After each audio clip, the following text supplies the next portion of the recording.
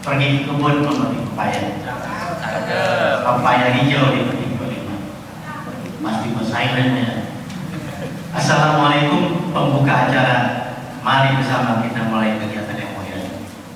Assalamualaikum warahmatullahi wabarakatuh.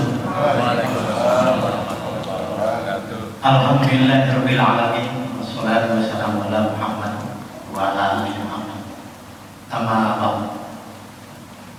Ketua DKM Masjid Al-Qurban dan juga Ketua PCM di orang tua kita Bapak Haji Ahmad Suryadi, Ketua Pimpinan Ranting Muhammadiyah Pusat 2 Bapak Insinyur Haji Fauzan Sajid, yang sama-sama kita muliakan, anggota pimpinan Ranting Muhammadiyah Pusat 2, alhamdulillah lengkapnya, Bapak Ibu, tidak lupa dari pimpinan Ranting Aisyah Pusat 2, hadirin sekalian. Pertama mari kita panjatkan puji dan syukur kepada Allah Subhanahu wa taala berkat bimbingannya. Alhamdulillah pada kesempatan pagi hari yang cukup cerah ini kita sama-sama dapat berkumpul bersilaturahim di rumah Allah yang mulia ini, yaitu dalam rangka mengikuti kegiatan pelatihan pertanian terintegrasi sampah rumah tangga dengan kandang ayam. Nah, ini kegiatan dalam sejarah kemuhammadiyahan di PRM Pusat 2 ini merupakan sejarah baru, ya, itu mengadakan kegiatan yang betul-betul lain daripada yang lain. Biasanya mengadakan kegiatan semacam tablik akbar ataupun syiar-syiarnya. Kali ini kita mengadakan pelatihan tentang pertanian yang memang sudah lama dan merupakan salah satu program dari pimpinan Ranting Muhammadiyah Pusat 2 ini. Alhamdulillah pada kesempatan hari ini kita akan laksanakan kegiatan tersebut. Salam dan salam mudah-mudahan senantiasa sampaikan kepada junjungan kita Nabi Muhammad SAW serta keluarganya, para sahabatnya, dan insya Allah kita yang hadir di tempat ini termasuk ke dalamnya. Hadirin sekalian, peserta pada hari ini cukup membludak, lebih dari satu, dan mudah-mudahan yang lain juga nyusul, karena di samping peserta dari Kubusan itu ada juga kayaknya yang dari provinsi tetangga kita, provinsi DKI, Sulawesi WA, itu ada kali ini ya. Oh Bapak, Bapak WA Sulawesi saya semuanya. Baik Bapak Ibu sekalian, tidak berpanjang kalam, mari kita awali saja acara ini dengan sama-sama baca basmalah. Bismillahirrahmanirrahim. Selanjutnya mari kita dengarkan pembacaan ayat suci Al-Quran yang akan dibacakan oleh Ustaz Wayan Bagus Prasetyo. Kami persilakan. Bismillahirrahmanirrahim. Assalamualaikum warahmatullahi wabarakatuh. A'udzu billahi minasy syaithanir rajim. Bismillahirrahmanirrahim. Wadrib lahum mathalan rajulaini ja'alna li ahadihima jannataini min a'nabin wa hafafnahuma بنخل وجعلنا بينهما زرعا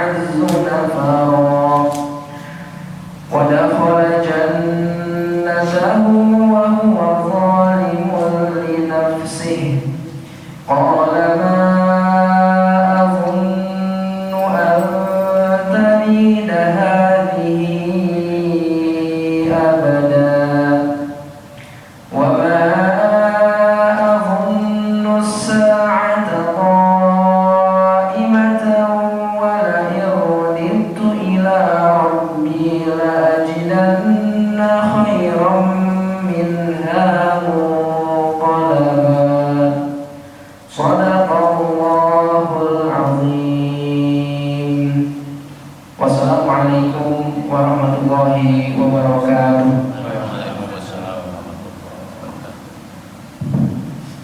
Sadaqallahul azim. Terima kasih Ustaz Suhayan Pak Ustaz yang telah membacakan ayat Al-Quran. Mudah-mudahan yang membaca dan kita yang mendengarkan mendapat pahala dari Allah Subhanahu wa taala. Amin ya rabbal alamin.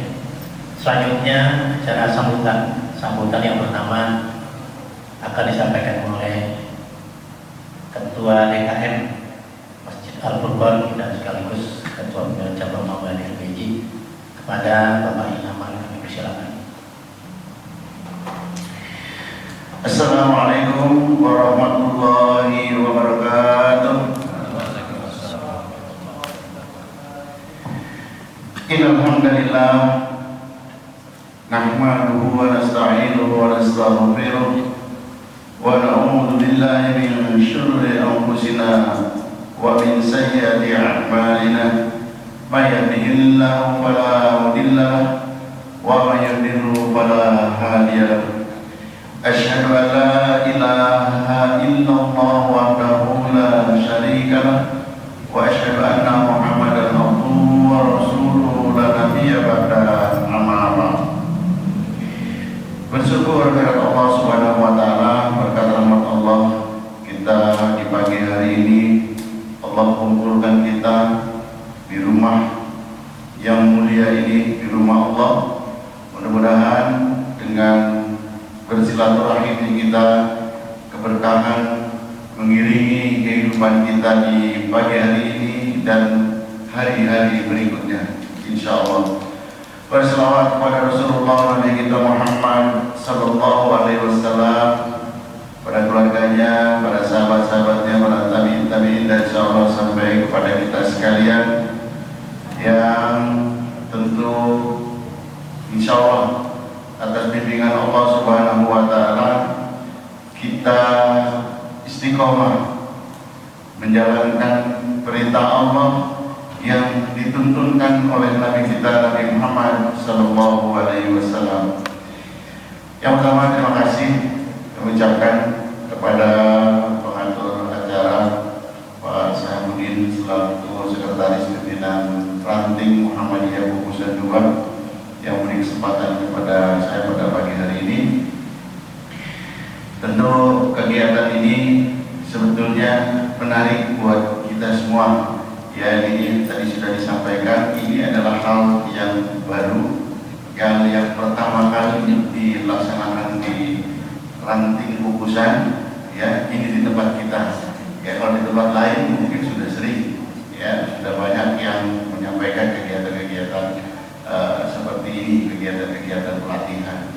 Namun, itulah ya, di Muhammadiyah tidak hanya kita berdakwah, hanya menyampaikan tentang kalam-kalam ilahi, apa yang diperintahkan Allah, yang disunahkan oleh Rasulullah, ya, bukan hanya bicara surga dan neraka. Kalau kamu melanggar kamu masuk neraka, bukan hanya itu. Bagaimana yang diamanahkan oleh kita, yang disunahkan oleh Rasulullah, ya, bahwa memang kita diciptakan oleh Allah Subhanahu wa taala untuk memakmurkan dunia ini. Begitu Muhammadiyah, ya, melalui gerakannya kita ini diperintahkan bagaimana cara kita memakmurkan dunia ini dengan sebaik-baiknya sesuai dengan kaidah, ya, kaidah Islam, kaidah-kaidah yang dituntunkan oleh Nabi kita. Bapak sekalian, tentu kesempatan yang sangat baik ini yang saya banggakan Haji Fauzan, ya, selaku ketua Ketua Pembinaan Ranting yang insya Allah terus semangat ya, walaupun begini-begini ya, di akhir-akhir hayat kita mudah-mudahan apa yang kita lakukan tentu mendapatkan nilai yang terbaik insya Allah, dan tentu kita berharap ikhlas ya, kita mendapat nilai di sisi Allah menjadi timbangan amal kebaikan di yaumul akhir nanti insya Allah ya. Yang penting ikhlas kita lakukan. Pak RW 1 alhamdulillah hadir, RW 2 belum kelihatan, Pak RT ini juga belum kelihatan, Pak RT 5 juga belum kelihatan. Oh, jangan-jangan olahraga semua di kampus ya, kita maklum. Mestinya apalagi kalau jalan sekali-sekali jangan di masjid, kita ngadain kegiatan kayak gini ya, di jalan depan Alikam itu jalan kita tutup, Haji Ahmad. Nah, jalan sana kita tutup, jadi yang mau olahraga, nah kita jaring aja masuk situ ikut kegiatan seperti ini. Gitu. Jadi banyak pesertanya gitu maksud saya. Ibu bapak sekalian, saya ucapkan selamat datang di Masjid Al-Furqan ya, bagi bapak-bapak yang memang ibu-ibu yang hadir pada pagi hari ini. Oh, saya lupa menyapa. Ini ada perwakilan dari saudara kita Al-Hikam, dari Masjid Al-Hikam, Pesantren Al-Hikam. Alhamdulillah beliau hadir. Terima kasih Ustaz Alim ya. Mudah-mudahan bisa terus bersilaturahim, kita berkolaborasi ya dengan Al-Quran ya, mudah-mudahan insya Allah. Ibu-ibu sekalian yang saya banggakan, yang pertama saya sampaikan kepada bapak-bapak yang hadir pada kesempatan ini, silakan setelah selesai periksa kesehatan gratis. Jadi silakan bapak manfaatkan waktu setelah nanti itu selesai ya, itu ke ruang sebelah, tapi daftar dulu di depan, katanya gitu ya. Saya banggakan, saya hormati narasumber Heavy ya, ahli pertanian. Ini luar biasa, ini pakar pertanian di Ranting Muhammadiyah Pengurusan 2 yang harus kita berdayakan ya, kita manfaatkan ilmunya gitu ya, karena beliau ini sudah melanglang buana se-Indonesia gitu ya. Nah, itu ilmunya luar biasa ya, ini harus betul-betul diberdayakan. Ahli pokoknya apa istilah pertanian, hortikultura ya. Nah, ini saya nyebutnya susah karena saya bukan orang pertanian. Nah, ini luar biasa ya. Nah, ini betul-betul harus kita manfaatkan. Jadi peluang ini harus kita tangkap ya. Terus narasumber kedua, saya nggak tahu ibunya siapa, Ibu Maya Rusniati. Ibu bapak sekalian, ini mari kita manfaatkan hal-hal yang seperti ini, ilmu yang bermanfaat tentu ya. Dan saya berharap tadi saya sebagai konteks saya sebagai Ketua DKM Al-Furqan, saya ucapkan selamat datang ya, nikmati makanan-makanan yang sudah disajikan, silahkan dinikmati. Kalau masalah paling dan tadi pesannya 1000 katanya, katanya snacknya ini alhamdulillah nanti bisa bawa pulang Pak ya. Jadi kalau nanti pulang masih ada, udah bawa pulang aja bareng-bareng gitu ya. Saya ucapkan selamat datang di Al-Furqan ya. Yang kedua, konteks saya selaku pimpinan cabang Muhammadiyah Beji ya, saya mengucapkan terima kasih kepada pimpinan nanti Muhammadiyah Pengurusan 2 yang telah berupaya menggerakkan roda organisasi ini ya, dengan melakukan satu kegiatan-kegiatan nyata ya, latihan mencerdaskan masyarakat ya, memberdayakan, menyehatkan lingkungan yang tentu ini penting sekali, dan tentu menyehatkan kantongnya ya. Kalau ini terjadi ya, nanti menjadi suatu pendapatan, peningkatan ekonomi yang luar biasa ya. Dan satu hal ibu bapak sekalian, sebagai motivasi kita ini ya, teman-teman pimpinan ranting dan di masyarakat pada umumnya, kegiatan seperti ini ya, saya harapkan tidak hanya sampai di sini ya, selesai pelatihan ya, apalagi yang datang ke sepuh-sepuh habis dikasih kalau saya menunggu besok kan, nanti 1-2 jam pulang dari sini juga ditanya tadi apa, oh tadi materinya bagus banget ya, ditanya apa isinya, saya lupa tadi orangnya lucu aja dia nyampein gitu. Nah, itu kan biasanya begitu kalau yang udah sepuh-sepuh. Kalau yang masih muda biasanya masih tangkapannya juga masih banyak. masih bagus ya. Nah, saya harapkan kegiatan seperti ini ada tindak lanjutnya, ada follow up-nya. Bagaimana prakteknya di lapangan seperti apa? Ya, nah terus juga saya harapkan nanti ya setelah ini ada minimal kebun ranting Muhammadiyah Kubusan 2. Gitu. Ya terserah mau nanti mau lokasinya di mana. Oh iya dia yang alhamdulillah beliau lahannya masih banyak gitu. Ada satu petak itu 1000 meter ini untuk ranting Muhammadiyah Kubusan 2 tanami ya dengan dengan model pemanfaatan sampah-sampah rumah tangga ini ya, ayamnya berkolaborasi sama beliau ya. Luar biasa nanti insya Allah ya. Nah, nanti tinggal kita ngakuin itu punya ranting walaupun itu punya bagian gitu kan. Soalnya Bapak-Bapak sekalian di beberapa daerah ya di Jawa Timur saya lihat teman-teman karena saya masuk di dalam grup teman-teman pimpinan daerah se-Indonesia ya, mereka terkadang kalau lagi ngeser kegiatan pertanian, hasil pertaniannya luar biasa. Itu meledeknya tinggal ini mau panen melon ya, mau panen melon yang organik luar biasa besar. Ini punya ranting Muhammadiyah minggir kan, masya Allah, saya lihat luar biasa. Kalau udah kita punya kayak gitu, kita bangga satu sisi sebagai perserikatan, ya, tapi juga ekonomi kita itu, ekonomi masyarakat itu tumbuh. Ya, bagaimana kita memanfaatkan itu. Jadi ini penting ya buat Bapak sekalian. Terima kasih Happy yang sudah mau sebagai narasumber ini. Ya, mudah-mudahan ini bisa kita manfaatkan di dunia dengan sebaik-baiknya dan terus ya digulirkan, diperlahan-lahan ya, nggak usah berhenti sampai di sini ya, insya Allah nanti semua ada manfaatnya untuk kita semua. Barangkali itu yang perlu saya sampaikan dalam kesempatan sampai ini. Mohon maaf, ini saya lama-lama juga saya menunggu Bu Lurah saya mau datang ya, tapi karena Bu Lurahnya belum datang ya kan.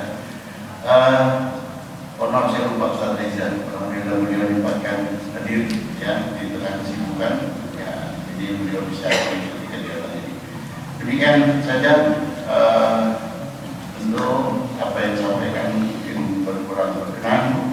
Mudah-mudahan ini menjadi motivasi kita semua, motivasi buat teman-teman pimpinan ranting Muhammadiyah Kubusan 2 ya, dan ini menjadi suatu amal kebaikan yang insya Allah akan Allah nilai dengan nilai yang terbaik di sisinya di yaumil akhir nanti.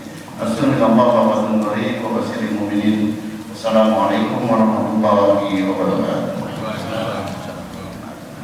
Hadirin sekalian, mari kita lanjutkan sambutan yang berikut, yaitu dari akan disampaikan oleh Bapak Haji Anwar Armin selaku Wakil Ketua PLM Kubusan 2 yang membidangi bidang ekonomi. Silakan. Assalamualaikum warahmatullahi wabarakatuh. Waalaikumsalam. Yang saya hormati pimpinan cabang Muhammadiyah PJ serta DKM Masjid Al-Huda. Yang saya hormati Bu Lurah, Bu Lurah, yang saya hormati Ishahir, yang saya hormati Pak RW, Pak RT mungkin, yang saya hormati seluruh hadirin yang telah menempati tempat di masjid ini.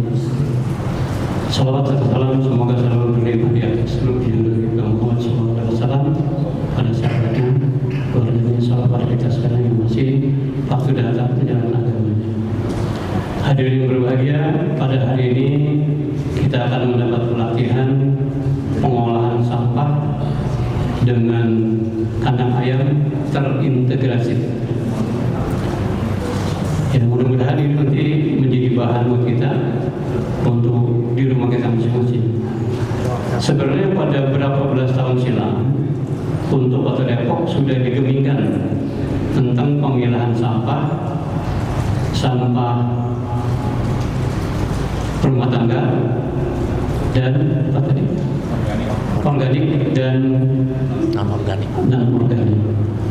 ketika itu kita bermanfaat buat kita semua. Dan juga barangkali teman-teman saudara sekalian sudah punya kebun atau dulu namanya toga ya. Kalau sekarang mungkin tanam sayur mayur. Bahkan sering kita lihat di YouTube itu banyak sekali halaman-halaman rumah dimanfaatkan untuk tanaman sayur mayur. Apalagi rencana kita hari ini, mungkin besok kita sudah punya pupuk yang lebih bagus ketimbang sumuk organik yang kita masukkan dalam gentong tidak dicampur dengan lainnya. Mudah-mudahan itu nanti disampaikan oleh pakarnya Pak Happy dan Bu Maya untuk menyampaikan atau untuk mengolah sampah menjadi lebih baik. Insya Allah hasilnya pun juga akan lebih baik. Saya kira itu aja, tidak bernyakalan. Lebih kurang mohon maaf. Assalamualaikum warahmatullahi wabarakatuh. Waalaikumsalam. Terima kasih kepada Bapak Haji Anwar selaku Wakil Ketua Pimpinan Muhammadiyah Nusa Dua yang membidangi ekonomi. Hadirin sekalian, sambutan berikut kami mohon kepada Ibu Lurah, mampu baru datang di Surabaya. Sekaligus nanti membuka acara pelatihan kita pada ini.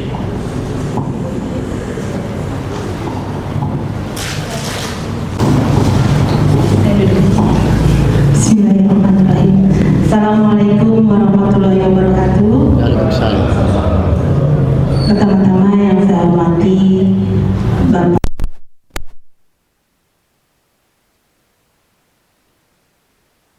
Bapak dianggarkan 20 miliar untuk PJU. Jadi jalan-jalan nanti kalau memang ada yang gelap, ada yang jalan-jalan sebelum diterangi lampu, boleh didata. Tahun depan akan dan juga akan dibangun sekolah-sekolah tambahan dan juga akan dibangun sanalia, sekolah sanalia biar kita belum punya sekolah sanalia tambahan dan nanti diperpanjang mudah-mudahan lebih banyak lagi sekolah-sekolah yang akan bekerja sama dengan pemerintah di sekitar wilayah Kota Depok. Mungkin itu saja yang bisa sampaikan semua Bapak Ibu. Mudah-mudahan pelatihan ini dapat bermanfaat untuk kita semua, dapat dijadikan salah satu proyek untuk mengurangi sampah-sampah. Mudah-mudahan sampah yang bagi sebagian orang merupakan sampah, tapi nanti ketika kita telah mengikuti pelatihan ini, sampah itu merupakan hal yang bukan hal yang kotor lagi, bisa dijadikan pupuk ataupun bisa dijadikan lahan pendapatan bagi warga sekitarnya. Itu saja yang saya sampaikan. Wabillahi taufiq wal hidayah. Assalamualaikum warahmatullahi wabarakatuh. Ya Pak, dengan mengucap Bismillahirrahmanirrahim, maka pelatihan pertanian berintegritas sampah rumah tangga dengan penilaiannya di RT 2 RW 02 Bulan Putusan saya buka. Wassalamualaikum warahmatullahi wabarakatuh. Waalaikumsalam.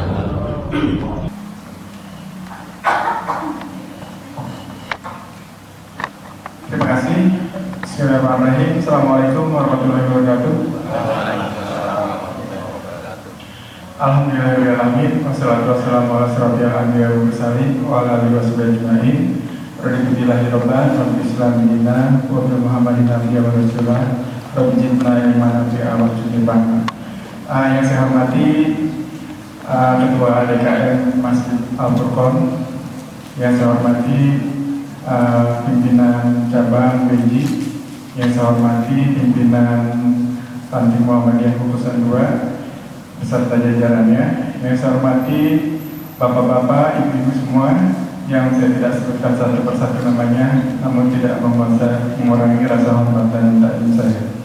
Marilah sama-sama kita menjadikan puji serta syukur kita kepada Allah Subhanahu wa Ta'ala, yang mana pada siang hari ini atas rahmat dan karunia-Nya kita masih bisa berkegiatan di Masjid Al-Furqon ini.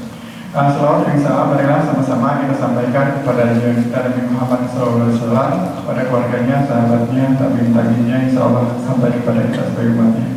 Di sini izinkan saya untuk berdiri di depan bapak-bapak semuanya ini untuk memberikan mungkin sedikit tentang konsep masalah pengolahan sampah. Mungkin sebelumnya saya perkenalkan dulu nama saya Hemi Satria Anom. Saya kebetulan tinggal di Kukusan, dan untuk latar pendidikan sebenarnya agak menyimpang dari kegiatan pertanian. Saya kebetulan backgroundnya sarjana ekonomi, cuma karena memang hobinya di tanaman, ya alhamdulillah nyari duitnya juga di tanaman juga. Seperti itu sampai sekarang. Untuk pekerjaan saya kebetulan sebagai penangkar kebun bibit punya DKP 3. Itu tempatnya ada di Kampung Benda dekat TPA Cipayung. Nah, itu karena kerja dekat TPA yang tiap hari saya pemandangannya truk-truk sampah gitu, dan ngeliatin kalau untuk masalah baunya udah biasa karena tiap hari ngeliatin sampah gitu. Seperti itu. Nanti sangat berkaitan erat dengan tema yang akan kita bahas pada hari ini. Di sini mungkin tadi sudah disampaikan oleh Bu Lurah bahwa salah satu permasalahan di Kota Depok yaitu masalah sampah. Nah, kalau bapak-bapak mungkin pernah ke daerah Pasir Putih, dari Kelurahan Pasir Putih bapak ke arah timur itu mentok, itu melihat pemandangan sampah yang sudah sangat mengkhawatirkan. Dan saya rasa ini bukannya jadi tanggung jawab pemerintah kota semata. Ini sebenarnya ujungnya ya tanggung jawab kita sebagai masyarakat. Karena menurut saya secara pribadi, sampah ini kalau tidak diselesaikan di rumah tangga, maka pemerintah kota tidak akan mampu. Karena yang udah ada aja sekarang, itu saya juga bingung mau diapain gitu. Karena udah cukup banyak gitu. Untuk penambahan lahan juga masalahnya banyak. Untuk pakai insinerator yang seperti di Depok 2 juga dikomplain katanya panas segala macam gitu.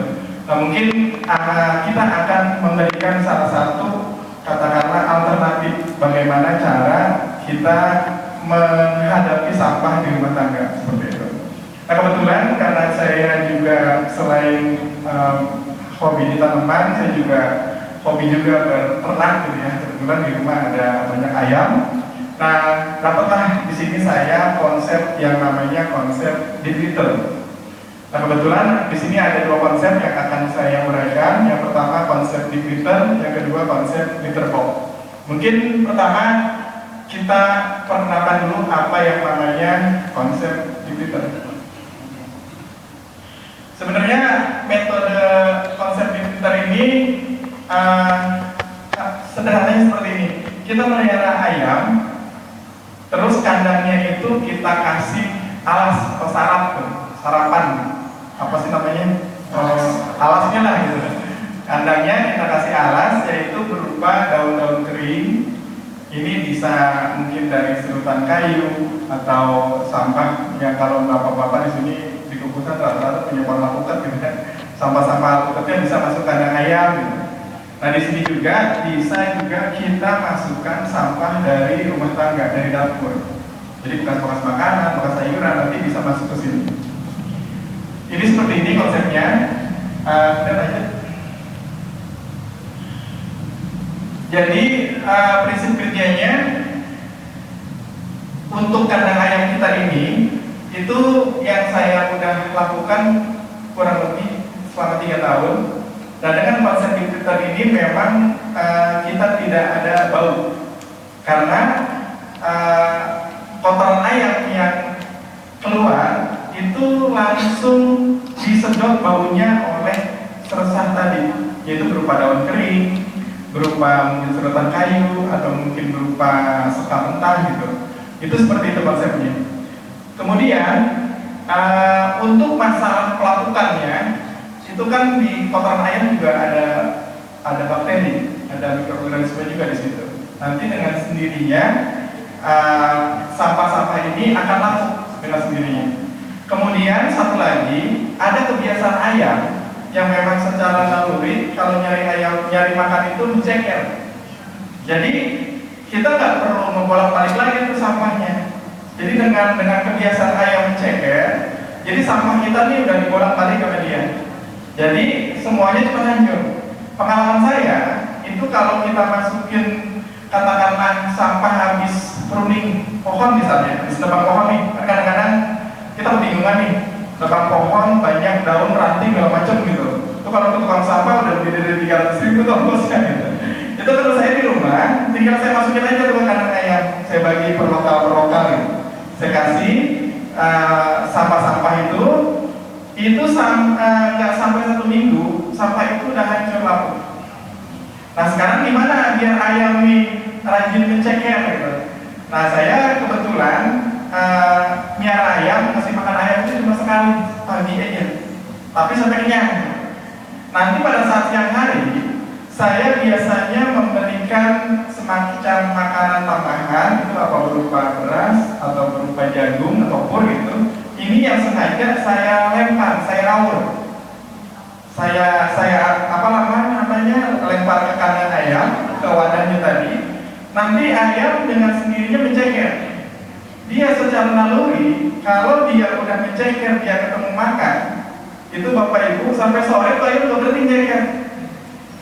Sampai sore dia ceker terus, karena merasa dia dari pagi, dia siang itu dia lihat di situ ada makanan, terus dia ceker. Nah dia nanti dengan sendirinya sampah kita, kompos kita langsung tetap jadi. Itu seperti itu.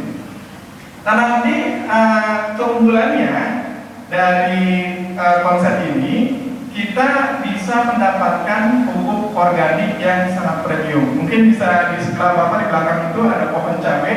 Nah kebetulan pohon cabai itu hasil nanamnya pakai media dari kompos ayam.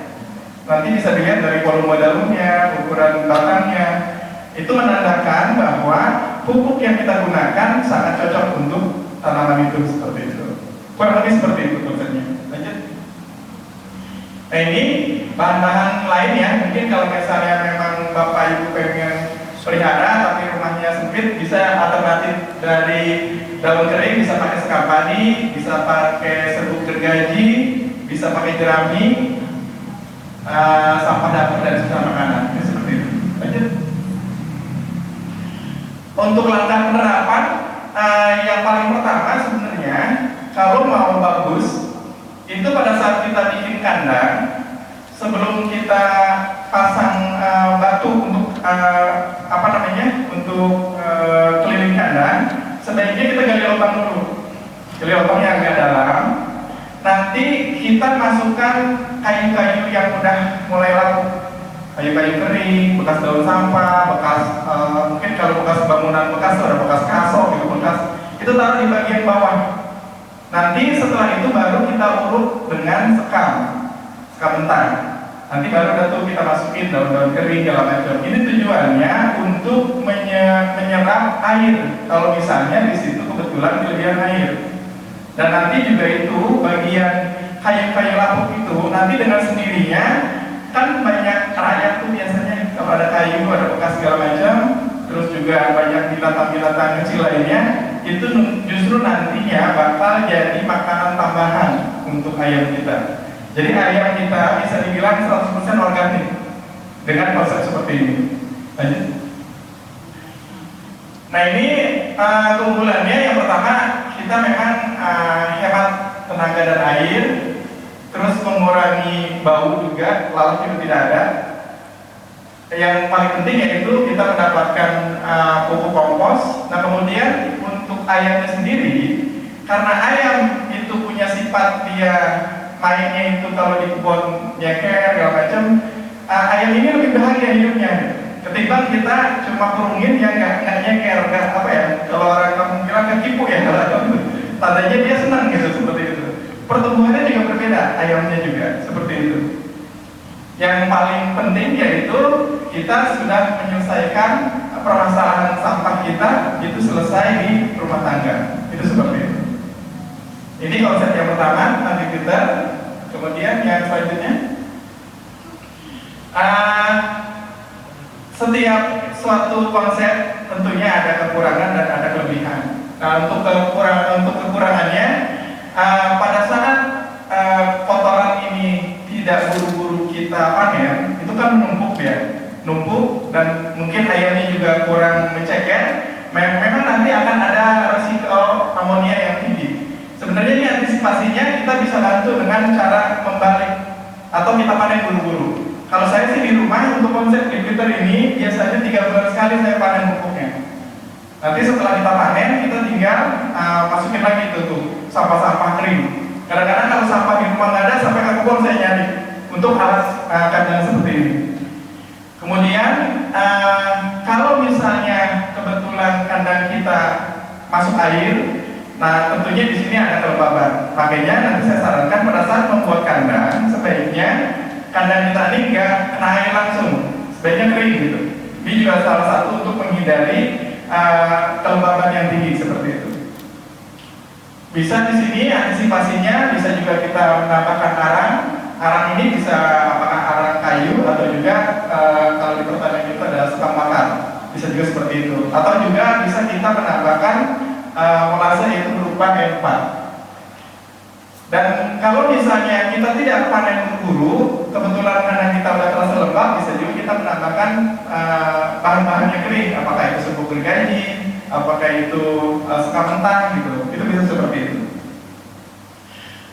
Untuk masalah pakan, sebaiknya kalau untuk pakan yang utama itu ada tempat tersendiri. Jadi jangan semuanya diaur di bawah gitu. Khusus untuk yang masalah dia kita letakkan di bawah, ini untuk stimulan dia untuk menceker aja seperti itu. Lanjut. Kemudian yang kedua ada lagi yang namanya konsep litter box. Nah kalau litter box ini sebenarnya dia tidak terintegrasi dengan sampah dapur dan sampah rumah tangga. Tapi ini khusus untuk kita pengen melihara ayam di tempat yang sempit tapi nggak bau gitu. Nah ini untuk litter box ini kandangnya biasanya kalau saya udah yang lantai 2, lantai 3, jadi tersusun seperti apartemen, bisa konsepnya seperti itu. Nah ini sebenarnya konsep ini diterapkan sudah konsep lama, udah 1800 yang tahu udah diterapkan gitu. Jadi ke ini justru kita menggunakan alasnya yang pertama yaitu bisa sekam kering, sekam mentah, bisa juga sedotan kayu. Nah yang paling penting di sini kita menggunakan kotoran sapi dan kotoran kambing malah sebagai alasnya. Nah ini kenapa kita menggunakan kotoran sapi dan kotoran kambing? Karena di kotoran kambing dan kotoran sapi itu kan ada bakteri. Nah nanti pada saat ayam itu mengeluarkan kotorannya, nanti secara alami bakteri dari kotoran sapi dan kambing yang akan mengurai amoniak yang keluar dari kotoran ayam. Jadi ayam itu langsung kering, langsung nggak bau dia, karena langsung terurai. Nah dan nanti dari hasil penguraian kotoran sapi, kotoran ayam diurai oleh bakteri kambing dan sapi, itu nanti akan menghasilkan enzim, dan enzimnya ini mengandung vitamin B12 yang memang sangat dibutuhkan oleh ayam. Kemudian lagi keunggulannya, sapi, kambing itu kan kalau makan biji-bijian dia nggak hancur kan, biasanya tetap utuh gitu. Nah nanti karena ayam ini kebiasaan ceker, nanti biji-bijian yang ada di kotoran kambing, kotoran sapi justru malah sebagai makanan tambahan buat ayam itu. Nah ini biasanya saya yang konsep seperti ini biasanya untuk ayam yang masih DOC atau ayam negeri yang petelur merah, itu saya pakai konsep seperti ini. Kemudian juga sekarang ada macam-macam jenis ayam-ayam kampung petelur, seperti ayam white Lagos, ayam Elba, ayam Arab, mungkin bapak-bapak pernah dengar. Nah itu memang yang tanpa mengeram dia ngelam terus-terusan. Nah mungkin kalau misalnya kita balik lagi ke ketahanan pangan, berarti kan kita setiap hari sudah ada protein. Kalau di kandang kita setiap hari ada telur. Mungkin kalau kita ingin potong ya bisa kita pelihara ayam KUB yang memang 3 bulan sekali panen. Itu juga sangat-sangat komersial kalau memang kita tujuannya untuk mendapatkan pendapatan. Itu seperti itu. Lanjut. Nah ini untuk prinsip kerjanya ya, tadi kurang lebih saya sudah sampaikan. Lanjut. Untuk bahannya tadi, jadi kandangnya ini wajib tidak boleh kena air. tempat minum pun kalau bisa di luar, jadi ayam cukup kepalanya aja keluar dia bisa minum. Karena kalau misalnya konsep seperti ini airnya ada di dalam terus wadahnya basah, itu juga nanti bisa menimbulkan bau karena kan menumpuk ya. Tapi kalau misalnya posisinya kering itu nggak akan bau. Kebetulan di sini ada Pak Arif Rahman, dia pernah datang ke kandang sampai dibuktikan tuh dicium langsung kotoran ayam yang udah 3 bulan, 4 bulan gitu. Memang terbukti tidak bau, itu seperti itu. Lanjut. Nah ini ya untuk ketebalannya, yang pertama kandangnya itu memang harus ada alasnya, ya berupa box gitu ya. Box ini bisa kita buat dari triplek atau papan, bisa juga. Saya kalau kebetulan saya di rumah menggunakan karpet alam jadi buat alasnya. Jadi biar kotorannya itu tetap tertahan gitu seperti itu. Nah nanti untuk dasarnya saya kasih sekam mentah, sekam padi yang masih belum dibakar. Itu paling banyak. Misalnya saya kasih sekam padi 1 karung, nanti untuk kotoran kambingnya mungkin setengah karung, kotoran sapinya setengah karung. Dan jangan lupa kotoran kambingnya dan kotoran sapinya sebaiknya yang kering. Jangan yang masih baru keluar langsung ditaruh di situ ya tambah becek gitu. Tapi yang kering. Dan ini untuk kotoran kambing dan kotoran sapinya paling bagus memang difermentasi dulu. Tapi kalau saya di rumah tanpa saya fermentasi pun juga alhamdulillah tetap nggak bau gitu. Nah justru nanti keunggulannya dari hasil yang diterbok ini kita dapat pupuk kandang yang lebih premium lagi, yang lebih bagus lagi. Kenapa? Karena begini. Kotoran ayam itu kalau secara hitung-hitungan dia kandungan nitrogennya paling tinggi, paling bagus dari semua jenis pupuk kandang. Kotoran sapi dia unsur fosfatnya yang lebih tinggi. Kotoran kambing itu dominan unsur kaliumnya. Kalau misalnya N-nya udah tinggi dari ayam, P-nya udah tinggi dari sapi, K-nya udah tinggi dari kambing, kan kita udah dapat NPK tuh. Belum yang mikronya tuh pupuk. Makanya kalau misalnya kita terapkan seperti ini, kalau berintegrasi dengan kita bercocok tanam, mau itu tanaman buah, tanaman sayur, kita udah nggak usah beli pupuk kimia lagi. Berarti udah ringan lagi di biaya kita gitu. Itu seperti itu. Lanjut. Nah ini ada studi kasus tentang peternakan ayam konsep seperti ini. Jadi udah ada yang hitung itu hemat biayanya bisa 30%. Terus hasilnya juga untuk pupuk yang bisa 1 ton per bulan kalau memang kita kandangnya agak besar gitu. Dan untuk masalah kematian ayam, alhamdulillah saya udah 3 tahun menerapkan konsep ini. Biasanya kalau kita ternak ayam tentunya pasti mengalami yang namanya kalau di Jawa tuh bilangnya aratan ya. Kalau kita di sini ayam sakit tetelok, pasti tuh setiap periode biar ayam pasti ada itu.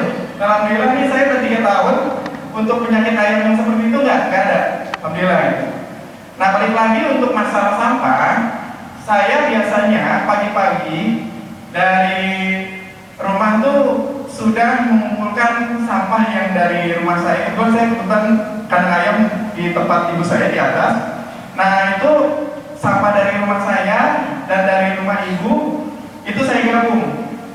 Nah untuk bekas-bekas makanan, bekas sayuran, saya langsung masukin tuh ke yang sistem tadi, yang sistem deep litter. Masukin ke situ, nanti ayam udah silakan dia makan.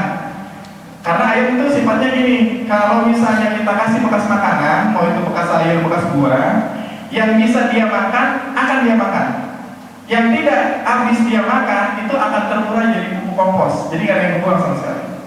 Yang kedua, pada saat pagi-pagi misalnya kita menyapu halaman, kan ada daun tuh banyak, mungkin bekas-bekas kleang, daun kering segala macam, masuk juga ke kandang ayam. Nah, untuk gelas-gelas aqua segala macam saya biasanya itu saya kumpulkan dalam karung. Nanti udah penuh 1 karung, saya panggil pemulung, saya suruh bawa. Nggak saya jual, kalau saya jual katanya terlalu nuris, semuanya dijadiin duit gitu. Kemudian kalau untuk sampah plastik, nah kebetulan saya untuk peternakan ayam ini saya mengadopsi orang-orang Thailand yang ternak ayam. Jadi di rumah itu saya siapkan tungku dari tanah liat. Nah nanti plastik-plastik yang bekas ini kalau malam, apalagi cuaca itu hujan, itu biasanya saya bakar, saya campur kayu. tapi saya cuma mendapatkan asapnya aja sekedar, jadi terkontrol. Tujuannya asapnya ini justru untuk mungkin Pak Jafar karena dia peternak sapi sangat dibutuhkan oleh hewan. Pertama untuk mengusir mungkin serangga semacam nyamuk, lalat.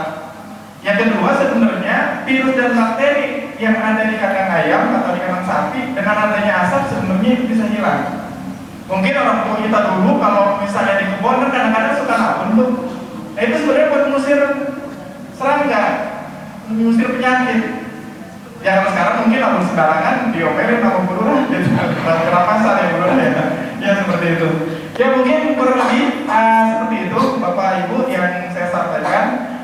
Di sini silakan kita berinteraksi aja sambil pertanyaan. Nah nanti mungkin dari Bapak Ibu yang bertanya, kebetulan saya ada Cikudaki yang tadi saya kasih Bu Lurah, Cikudaki oren, kemudian ada alpukat sipendil, dan ada beberapa cabai rawit. Nanti buat Bapak Ibu sebagai penanya akan mendapatkan hadiah. Silakan Bapak Ibu, mungkin boleh dicatat yang bertanya. Berarti saya nanya duluan. Oh, tanya. Cabai rawit. Silakan Pak. Biar dapat tiga aja. Baik, Pak. Ya silakan ketua dulu. Kita mulai ketua. Baik, terima kasih. Assalamualaikum warahmatullahi wabarakatuh. Ini menarik sekali ya. Saya terus terang pas melihat ini, kok hal ini saya lakukan, tapi dengan model yang berbeda. Saya punya kandang ayam, tapi di belakang. Tapi ayamnya bukan untuk ayam potong, cuma ayam mainan. Ya, ayam mainan. Ya, saya punya betisar satu, ya, terus punya ayam punya ayam beli di tukang ayam, di tukang bulu. Itu cucu saya, Parta. Itu minta dibeliin pitik ayam. Saya beli 2 ekor. Yang pertama ayam petelur yang merah-merah itu. Alhamdulillah itu ternyata setelah besar, walaupun kita kalau hitung-hitungan ekonomi ya kita ya bangkrut lah. Gitu.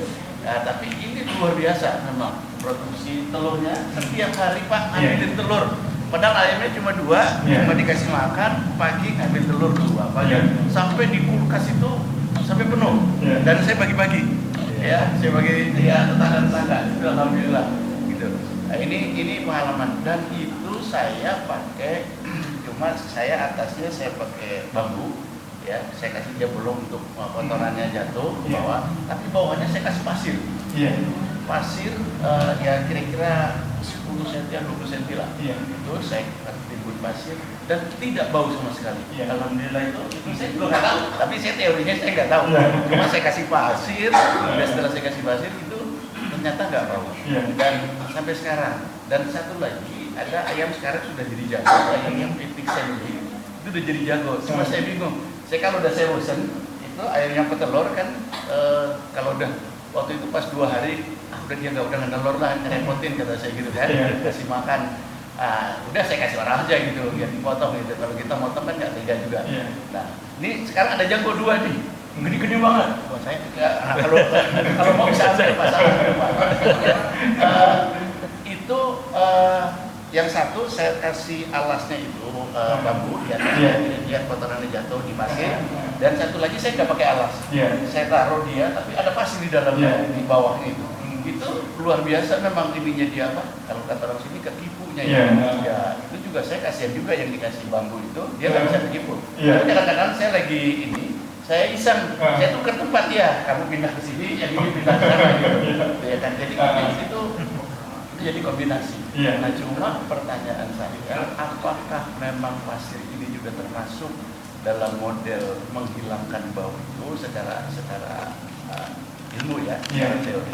Ini saya nggak tahu, Allah alam. Saya udah mulai agak bosan kandangnya, soalnya kandangnya agak gede juga gitu. Saya udah ngomong-ngomong sama istri saya bilang saya mau bongkar aja di kandang. Tapi kalau lihat begini ini menarik, menarik. Ini bisa beli pitik ayam lagi, dibeli ayam gitu ya. Gitu. Iya Pak. Terima kasih. Terima kasih Pak. Saya langsung jawabannya. Makasih Pak Jid pertanyaannya. Jadi sebenarnya salah satu pasir juga bisa Pak sebagai wadah gitu ya. Cuma karena kebetulan mungkin Pak Haji ayamnya cuma sedikit gitu ya. dia dengan kena pasir diceker-ceker juga itu langsung hilang gitu. Tapi kalau misalnya pada saat ayamnya itu banyak, tentunya kan kotorannya itu akan lebih menumpuk lagi. Nah itu udah beda lagi problemnya gitu.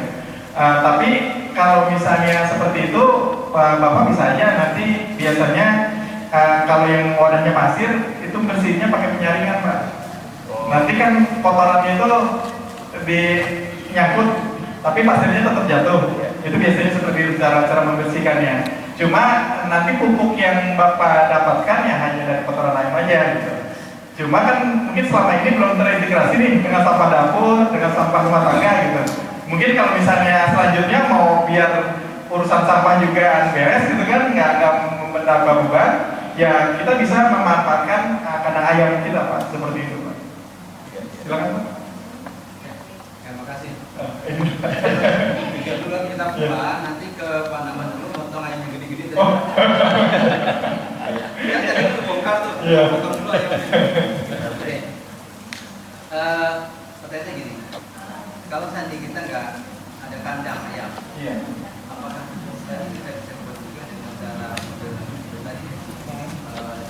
Kita pernah dalam mencintai ayam untuk apa? Kita beli ataupun kita modern dengan sama lantai sama kanan bisa, Pak. Itu namanya kita buat kompos secara pribadi ya, cuma tanpa bantuan ayam ya. Kebetulan gini, Pak, saya untuk metode pembuatan pupuk kompos hampir semua metode pernah kita praktekkan gitu. Karena kebetulan kita sama penyuluh di bermitra gitu bareng-bareng. Rata-rata semua pengolahan pupuk kompos itu mengeluarkan gas metan. Dan itu kalau dia keluar ke muka, udah pasti bau. Nah justru dengan konsep yang ayam ini, yang kita bebas gas metan, karena itu tadi ada kebiasaan ayam yang menceker. Nah itu, jadi perbedaannya kita pertama pupuk yang kita dapatkan lebih kaya, karena lebih banyak, lebih beragam, ketimbang yang kita olah katakanlah Pak Jumanto tadi cuma kita bikin sendiri. Berarti kan di situ Pak Jumanto harus ngebalik mungkin seminggu sekali, terus harus memberikan POC untuk starter bakterinya gitu. Kemudian lagi prosesnya itu agak lama, hal yang seperti itu gitu. Nah kalau yang konsep kandang ayam, justru ayam mesti kita suruh kerja, Pak gitu. Jadi ayam udah yang kerja, yang maksudnya yang balik dia, yang olah dia, yang ngasih bakteri kotorannya dia gitu. Jadi justru kita mungkin apa ya? Apakah di sini semua eksploitasi tentang ayam? Saya juga kurang paham. Tapi ya yang namanya makhluk diciptakan kan ada manfaatnya buat kita. Justru itu harus kita berdayakan kan. Dan justru ini kita semuanya dibantu sama ayam. Perbedaannya di situ konsepnya. Cuma memang yang Pak ini tadi lakukan, memang bisa itu kita bikin kompos. Cuma di situ Bapak akan harus kerja lagi, harus kembali lagi, harus memberikan POC lagi gitu. Itu seperti itu, Pak, perbedaannya. Tiga cara coba sih. Iya. Iya betul, memang bau udah pasti, Pak. Karena itu mengeluarkan gas metan dan itu pasti kalau dia keluar pasti bau gitu. Itu seperti itu. Silakan. Baik, ada dua ya. Iya, Pak. Yang pertama dampak jangka panjang terhadap proses integrasi tadi untuk tanah dan air. Apakah sudah ada semacam informasi tentang penelitian? Yang kedua, adakah bimbingan teknis yang langsung bisa dibantu untuk ke tempat kediaman kita langsung? Kalau belum ada, berapa biaya yang harus dikeluarkan? Langsung order. Harusnya terbuka kita Langsung berbawain Ya, baik, betul. Jadi kalau untuk masalah dampak ke tanah dan air, yang Bapak maksud di tempat kita melihara ayamnya kan? Ini begini, Pak. Tadi kan sebelum kita bikin, itu kan sebaiknya digali dulu, masukin bekas-bekas kayu lampu, terus juga bukan puing, Pak, bahan-bahan organik tapi yang masuk. Misalnya bekas-bekas kayu, bekas mungkin daun gitu bagian bawah. Justru dia nanti yang akan misalnya itu kelebihan air atau ada air gitu udah pasti ya. Nah kan dia kan nyerap. Nah justru karena itu airnya itu bawahnya media organik yang kita gunakan, itu justru akan melapuk sendiri, Pak. Justru tanah kita jadi hidup. Karena tanah hidup itu sebenarnya tanah yang hidup itu tanah yang ada mikrobanya.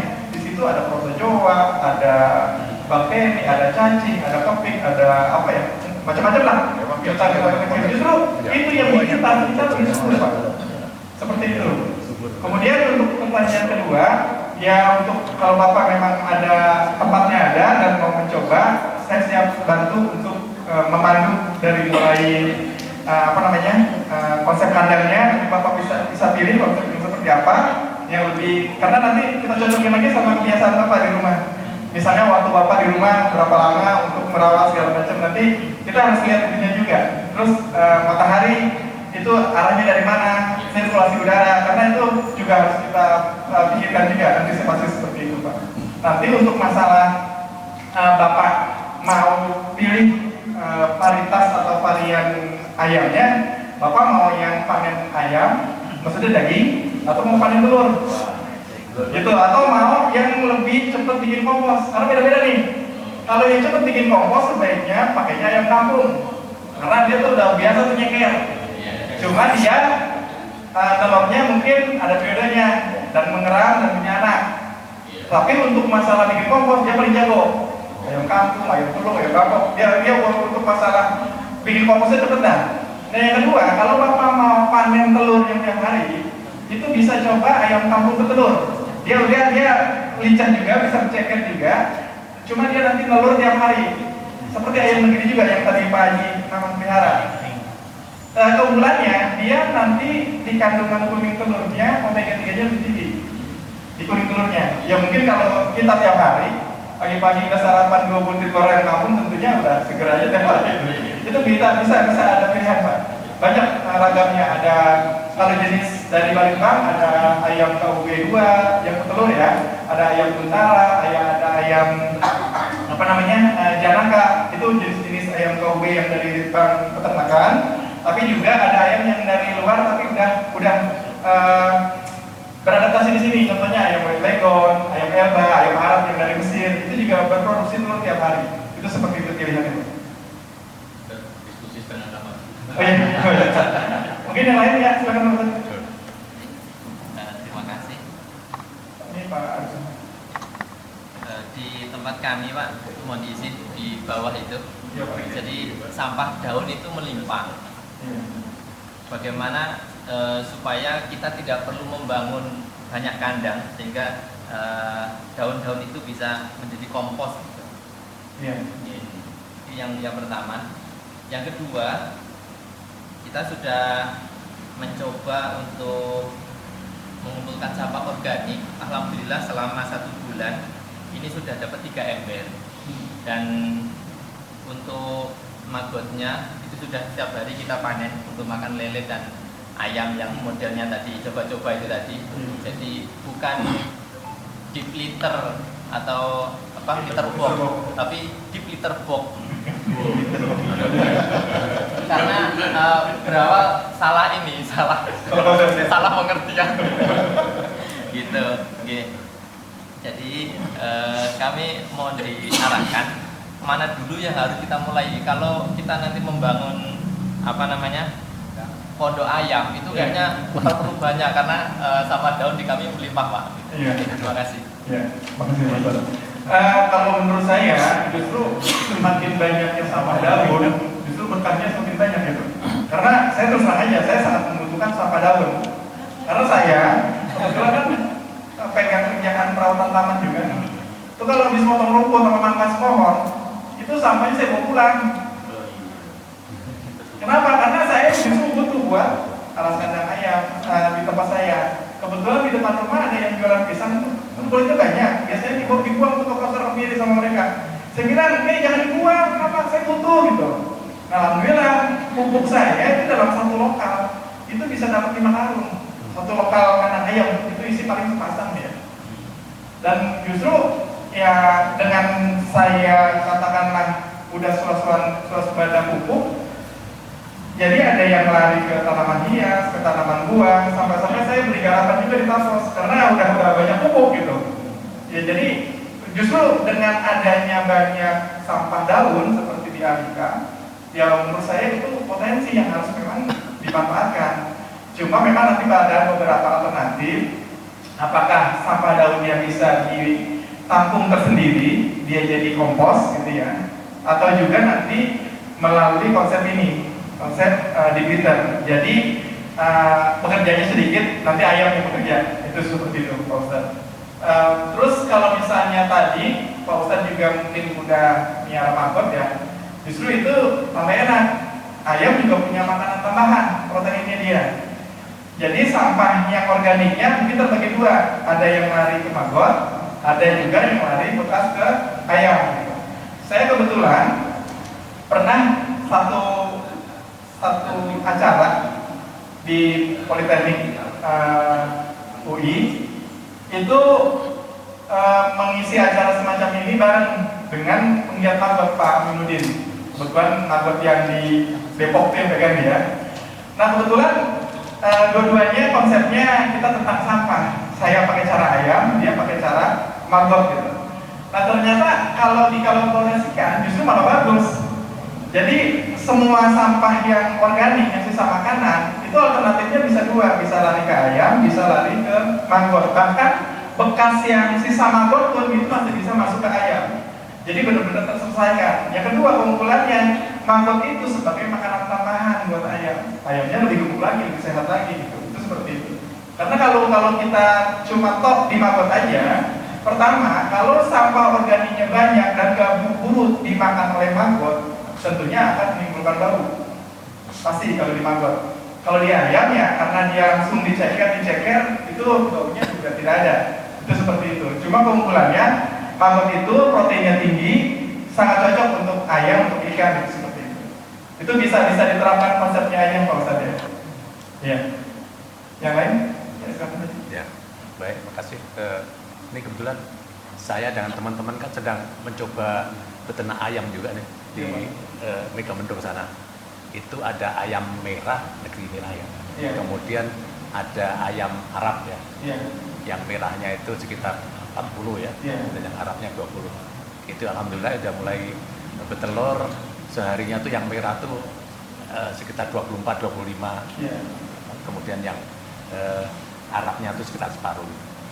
Tapi kalau misalnya mau diaplikasikan untuk buat pupuk, ini tadi kan kita kan di kandangnya kan mepet-mepet gitu ya. Nanti naruhnya apa tuh? Itu berarti sistem baterai Pak. Jadi bersaf gitu. Iya, sistem baterai Pak. Itu jadi naruhnya tadi sekam sama kotoran sapi tadi. Iya. Apakah mungkin seperti ini? Kalau kandangnya sistem baterai tidak memungkinkan Pak. Memungkinkan. Kita kasih arus itu. Justru kita konsepnya ini dia semi umbaran jadi. Umbaran. Jadi dia kita kasih kandang itu berkoloni. Iya. Misalnya 1 jantan 5 betina untuk ayam kampung petelur atau ayam pelda itu bisa seperti itu. Itu lebih bisa karena ini sebenarnya konsepnya ini kita lebih kepada ke rumah tangga Pak. Iya, skala kecil. Kalau untuk skala besar bisa, cuman nanti paling kandangnya lebih besar, nanti tinggal alasnya aja yang memanfaatkan kotoran kambing dan kotoran sapi. Itu bisa seperti itu. Iya, karena kalau yang kalau kandang baterai, pada saat kotorannya itu jatuh kan dia menumpuk. Tapi kalau misalnya dia kandangnya bukan baterai yang semi umbaran, kotorannya jatuh, dia kan nanti dengan sendirinya ada kegiatan dia tadi menceker. Nah, seperti itu. Jadi nggak mungkin ya untuk diterapkan di sini. Iya, kalau kandang baterai tidak bisa diterapkan dengan konsep itu gitu Pak. Karena dia khusus kandangnya. Iya. Nah, beda memang. Terima kasih. Ya. Ya dari ibunya mungkin, ya Bu silakan. Ya. Ini dari mana ini? Dari Alika Pak. Dari Alika Pak ya. Izin bertanya Pak. Tadi kan sudah dijelaskan mengenai metode Twitter sama Twitterbox yang dimanfaatkan di lingkungan masyarakat. Nah, sedangkan kebetulan kita itu dari lingkungan pesantren. Iya. Dan baru mau memulai untuk membuat titik di tanaman. Iya. Lalu kalau melihat kondisi santri dan pengelola pesantren yang mempunyai aktivitas yang padat dan sumber budayanya itu terbatas, lalu bagaimana apakah realistis ada metode ini bisa diterapkan secara berkelanjutan Iya. Dan apa di bawah siap dan aman untuk kita. Iya. Baik, terima kasih. Saya kebetulan posisi juga bekerja. Jam 9 harus sudah berangkat. Nah itu saya bilang tadi, saya kasih makan ayam itu sehari cuma 1 kali pagi aja. Yang penting dia kenyang. Karena ayam kalau kita lihat dia secara liar, pada saat tenggoroknya udah penuh, selebihnya dia main sebenarnya, bukan yang nyari makan. Saya mempelajari seperti itu. Karena ayam kalau udah tenggoroknya, telinya ya gitu, udah kenyang, dia pasti selebihnya bermain. Bukan dia cari makan terus, bukan. Orang kenyang. Itu seperti itu. Makanya saya lebih berpendapat kita kasih makan pagi yang kenyang. Selebihnya nanti siang ya mungkin itu ceker segala macam. Itu seperti itu. Berarti untuk waktu bisa, karena pagi-pagi kita selesaikan semua. Saya kebetulan pagi itu dari mulai ngurusin pilah sampahnya, yang organik sama yang organik, kemudian ngasih makan ayam, itu dari pagi jam 7 sampai jam 9, alhamdulillah selesai. Ayam kurang lebih 50-an. Dan sepagi itu urusan ayam selesai, mungut telur sehari. Kebetulan saya juga Pak Jeroman ada ayam merah, ketika bertelur itu ada 6 ekor. Alhamdulillah sehari itu 4 sampai 6. Untuk 2 rumah tangga alhamdulillah di Pak. Bahkan untuk tetangga yang biasa ngasih nasi pagi-pagi, suka ngasih nasi, itu kadang-kadang kita kasih reward kembali, kasih telur 2, misalnya nasi banyak ya, seminggu sekali lah kita berbagi juga sama tetangga gitu. Itu seperti itu. Ini semata-mata hanya untuk memunculkan mereka biar peduli juga dengan sampah gitu, karena mereka antri dengan sisa makanan ini. Balik lagi tadi, untuk masalah waktu saya rasa itu bisa diatur ya. Yang kedua, potensinya dialihkan, sampah organiknya tadi sampah daun banyak tadi kata Pak Ustadz Arnoman. Kemudian di sana kan santri makan, minum, tentunya ada sisa kan. Dari dapur ada sisa kan. Nah itu justru potensi yang bisa dikembangkan. Maksudnya diadopsikan di kandang ayam seperti itu. Nah untuk pupuk, ini ada 2 kebetulan kan dari konsep deep litter dan litter box. Kalau yang untuk konsep deep litter yang tadi langsung umbaran di tanah, itu pupuknya habis diangkat langsung dipakai, saya jamin pohon kita nggak kepanasan. Karena pada saat kita ambil itu pupuk, itu udah nggak terasa panas, udah nggak lengket, dan udah nggak bau. Itu kan cara ciri-ciri pupuk itu sudah matang, itu kan itu. Pertama nggak lengket, nggak bau, warnanya udah berubah dari warna aslinya. Misalnya kalau kotoran kambing, bulat-bulat, kalau dia udah hancur, warnanya udah hitam, kayak warna tanah, itu udah jadi. Mungkin kalau bapak-bapak membuktikan, silakan pupuk kandang itu kita fermentasi. Ya jadinya udah seperti itu gitu. Seperti itu. Jadi untuk dialihkan saya rasa bisa diterapkan ya. Untuk konsepnya, untuk waktunya juga bisa diatur. Dan untuk tadi, untuk pupuknya, kalau yang menerapkan konsep di filter, itu pupuknya tidak perlu difermentasi lagi. Jadi bisa langsung digunakan. Tapi kalau yang untuk konsep filter box, itu memang sebaiknya difermentasi dulu. Kalau saya supaya lebih simpel di rumah, kebetulan kan 2 konsep ini saya terapkan nih. Jadi pada saat yang liter box ini udah penuh, wah udah 1 bulan nih, waktunya diganti udah numpuk. Saya keruk, nggak saya masukin dalam karung, saya masukin justru ke bagian yang di filter yang bawah. Biar ayam yang di bawah tuh nyeker lagi. Jadi pupuknya saya lebih double lagi tuh kandungannya, karena semua unsur ada di situ. Itu seperti itu. Kalau di rumah saya gitu. Cuma kalau yang tadi, kalau bisa memang diterapkan seperti itu ya bisa. Jadi yang untuk liter box sebaiknya itu kalau mau dipakai sebaiknya difermentasi dulu. Ya selamat datang Bu Maya. Sudah datang menyuruh Pak. Ada lagi nggak buat saya pertanyaan ini? Karena Bu Maya sudah datang. Ya, satu barangkali mungkin yang menjadi pikiran saya ini kotoran kucing. Ya. Ya, kotoran kucing karena di rumah itu kucing kamu banyak datang, dikasih makan dan nggak pergi.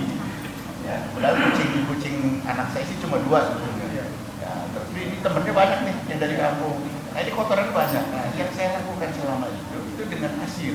Ya, saya kasih tempat dia bisa tuh bukan di kotak itu ya, di tempat terbuka. Ya, saya kasih aur pasir banyak di situ.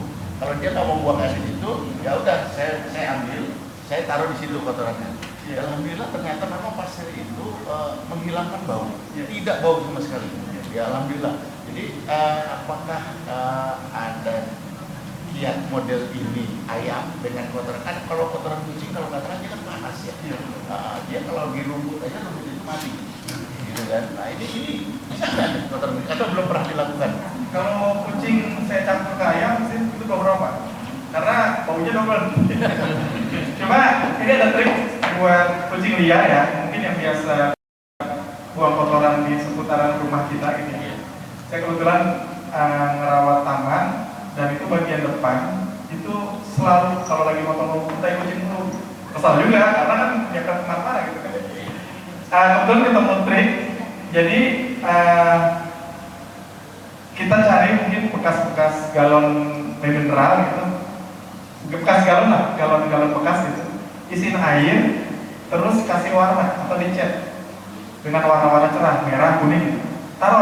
Taruh pas dia suka buang kotoran. Insya Allah ini efektif, itu dijauhin. Cuma resikonya kadang-kadang kita baru naruh sehari 2 hari, besoknya udah hilang. Bohong gitu. Itu tapi itu sangat efektif untuk dia pindah nggak mau buang kotoran di situ. Enggak, maksudnya diletakkan di situ aja Pak. Anunya maksudnya buat dia nggak, biasanya dia buang kotoran di situ. Jadi seputaran situ dia takut Pak. Nggak mau datang gitu. Kan buangnya sebagai rumput. Iya. Nah, kalau kita taruh di rumputnya, Nah, iya ketinggian yang bagian ketinggian galonnya ya bisa. Nah, itu hanya trik ya. Berarti dia pindah. Memang nggak boleh orang buang air. Iya. Buang air jadi buang air aja. Iya. sembarangan. Ada lagi mungkin sebelum dilanjut ke bukanya? Iya Pak, silakan Pak Roy. Yang di liter itu mesti tertutup atau sebagian tertutup sebagian enggak itu bisa? Sebenarnya kalau yang di filter bisa sebagian tertutup bisa terbuka. Nanti model-model kandang sebenarnya ada ya, nanti bisa dilihat di video. Tapi sebaiknya sih tertutup kalau pengen, kan karena kalau terbuka kan curah hujan tinggi, nantinya becek banget gitu Pak.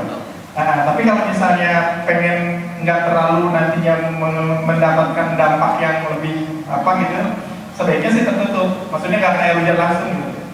Nah, itu Pak. Tapi kandang 2 lantai bisa ya? Kalau yang 2 lantai atas bawahnya di printer, atasnya litter box. Beda-beda konsep gitu seperti itu. Nah, saya punya 2 lantai, soalnya apartemen saya di belakang 2 lantai. Oh iya. Bisa diterapkan. Baik, karena rekan saya narasumber satu lagi sudah datang, Bu Maya.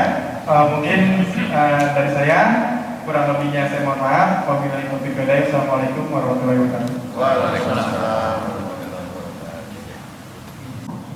Baik, assalamualaikum warahmatullahi wabarakatuh. Izin Bapak, saya tidak berdiri karena ternyata Bapak-bapak sudah pada sedia daripada saya. Izin duduk aja Bapak. Bismillahirrahmanirrahim. Yang pertama, di sini mungkin ketua panitia yang sudah menyelenggarakan kegiatan urban farming ya Bapak dalam isinya terkait dengan pertaniannya. Nah, izin Ibu, Bapak, nama saya Maya Rusminawati. Saya di sini bekerja di Dinas Ketahanan Pangan, Pertanian dan Perikanan Kota Depok selaku penyuluh pertanian lapangan. Kebetulan wilayah kerjanya di Kecamatan Beji. Mungkin salah satunya di Kelurahan Kukusan ini. Nah, mungkin izin. Nah, di sini alhamdulillah Bapak dan Ibu semua sudah pada berminat ya, ada motivasi terkait dengan kegiatan pertaniannya. Izin dari kita Dinas Pertanian karena ada program kegiatan Bapak Wali Kota terkait dengan ketahanan pangan, maka di sini Dinas Ketahanan Pangan mendukung program ketahanan pangan keluarga melalui yang namanya Pekarangan Pangan Lestari Terintegrasi. Mungkin sudah pada kenal ya Bapak ya terkait dengan apa itu P2L terintegrasi. Sudah ada yang mengenal belum Bapak Ibu? Belum. Barusan baru P2L. Sebenarnya yang namanya P2L itu sudah umum ya Bapak terkait dengan pemanfaatan lahan pekarangan melalui dan pemanfaatan limbah rumah tangga melalui pekarangan pangan lestari. Oke, next. Nah ini, jadi target dari Jadi kegiatan P2R ini adalah mengoptimalkan pemanfaatan lahan pekarangan dan pemanfaatan limbah rumah tangga. Di sini jelas untuk mendukung ketahanan pangannya, karena di Kota Depok di sini ada program yang terkait dengan penekanan angka stunting. Depok itu termasuk penanganan angka stuntingnya tinggi, maka ada program penekanan pangan di sini. Nah, di sini tujuannya buat apa sih Bapak dan Ibu terkait dengan P2R ini? Jelas ya, di sini untuk menyediakan sumber pangan yang sehat, bergizi dan bergizi di pekarangan. Terus membangun ketahanan pangan keluarga. Yang ketiga, meningkatkan pendapatan ekonomi keluarga. Di sini juga sebagai wahana edukasi. Maksudnya sebagai wahana edukasi itu, kalau ibu dan bapak bertanam di rumah, sedikitnya ada sesuatu yang dilihat, sesuatu yang dilirik. Kalau tanaman warnanya apa, Bu? Tanaman warnanya hijau, ya Bapak, ada merah dan hijau dan sebagainya. Nah, begitu ternyata salah satu vitamin mata itu adalah kita melihat warna hijau. Nah, di sini ada namanya edukasinya. Edukasi itu bisa bermacam warna, ada warna tanaman itu warna kuning, warna merah, warna hijau dan sebagainya. Tapi kita lebih senang lagi melihat warna apa? Warna merah. Karena warna merah itu ternyata hasil dari warna hijau, kan? Jadi ternyata tanaman pun bisa menghasilkan untuk kita memberikan atau mendapatkan sesuatu dari hasil pertanian tersebut. Nah, di sini sebagai upaya mengendalikan harga komoditas. Di sini ada tanaman yang sangat fluktuatif. Contohnya apa, Ibu? Fluktuatif itu jadi naik turun. Nah, di sini ada tanaman yang sangat bervariasi terkait dengan tanaman cabai. Tanaman cabai itu adalah tanaman yang kadang tidak kita sangka-sangka harganya tinggi. Nah, tiba-tiba turun. Nah, kebetulan sekarang ini Bapak Wali Kota itu mempunyai program bagi-bagi tanaman cabai. Nah, ini salah satunya untuk menekan atau meningkatkan keamanan pangan keluarga.